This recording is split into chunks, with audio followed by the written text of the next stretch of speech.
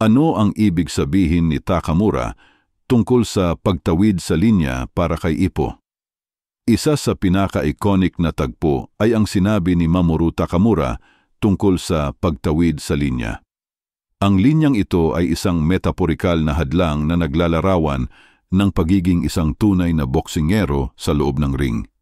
Ngunit ano nga ba ang kahulugan nito para kay Ippo? Sa mundo ng boxing, hindi sapat ang simpleng pagsasanay at determinasyon upang maging isang tunay na kampeon.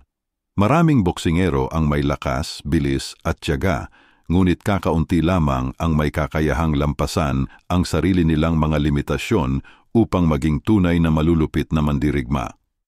Ito ang tinutukoy ni Takamura bilang pagtawid sa linya.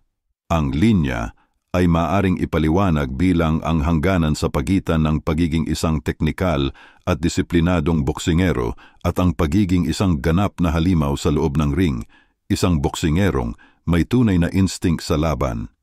Ito ang punto kung saan ang isang manlalaban ay hindi na nagdadalawang isip, hindi natatakot sa sakit, at mayroong matinding pagnanasa na talunin ang kanyang kalaban sa anumang paraan. Si Ippo ay kilala sa kanyang pagiging mabait, magalang at masipag. Sa kanyang pagsisimula sa boxing, ang pangunahing layunin niya ay alamin kung ano ang ibig sabihin ng pagiging malakas. Sa kanyang pagsasanay kay Kamogawa, natutunan niya ang mga teknikal na aspeto ng sport, ang tamang footwork, depensa at knockout punches tulad ng kanyang Dempsey roll. Gayunpaman, sa kabila ng kanyang pisikal na kakayahan, may kulang pa rin sa kanya bilang isang tunay na mandirigma sa ring. Si Ippo ay may pag-aalinlangan sa ideya ng pananakit ng iba. Kahit na siya ay isang malakas na manlalaban, ang kanyang mindset ay hindi pa ganap na tumatawid sa linya na tinutukoy ni Takamura. Ibig sabihin, hindi pa niya tinatanggap ang pagiging isang tunay na halimaw sa loob ng ring. Isang taong handang gawin ang lahat upang manalo ng walang pag-aalinlangan o pag-aalangan. Si Takamura, bilang isa sa pinakamalalakas na boksingero sa serye, ay may natatanging pananaw sa sport.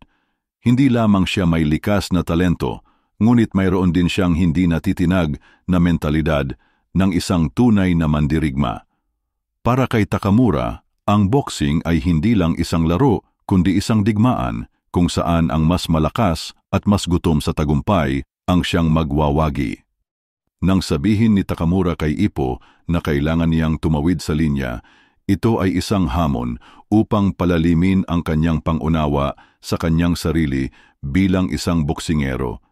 Hindi sapat na maging disiplinado at may mahusay na teknik. Kailangan niyang tanggapin ang madilim at brutal na aspeto ng boxing. Kailangan niyang yakapin ang mentalidad ng isang tunay na mandirigma na walang takot sa pananakit ng iba at walang pag-aalinlangan sa paghabol sa tagumpay. Ang ideya ng pagtawid sa linya ay naging mahalagang tema sa pag-unlad ni Ippo bilang isang karakter. Sa kanyang mga laban, may mga pagkakataon kung saan pinapakita niya ang kanyang agresibong panig, tulad ng laban niya kay Sendo at kay Sawamura, kung saan nakitaan siya ng matinding determinasyon at halos primal na pagnanais na manalo. Subalit, sa kabila nito, hindi pa rin siya ganap na lumampas sa linyang tinutukoy ni Takamura. Sa huli, ang paglalakbay ni Ippo bilang isang boksingero ay patuloy na hinuhubog ng ideyang ito. Ang tanong ay hindi kung kaya niyang tumawid sa linya, kundi kung nais ba niya itong gawin. May limitasyon ang kanyang moralidad at kabaitan, at ang pinakamalaking tanong sa kanyang karakter ay kung kaya niyang talikuran ang mga bagay na yon upang maging isang tunay na halimaw sa ring tulad ni Takamura. Ang pagtawid sa linya na tinutukoy ni Takamura ay isang mahalagang konsepto sa Hajime no Ippo, isang ideya na nagpapakita ng kaibahan ng mga boksingerong may teknikal na kakayahan at ng mga boksingerong may tunay na killer instinct.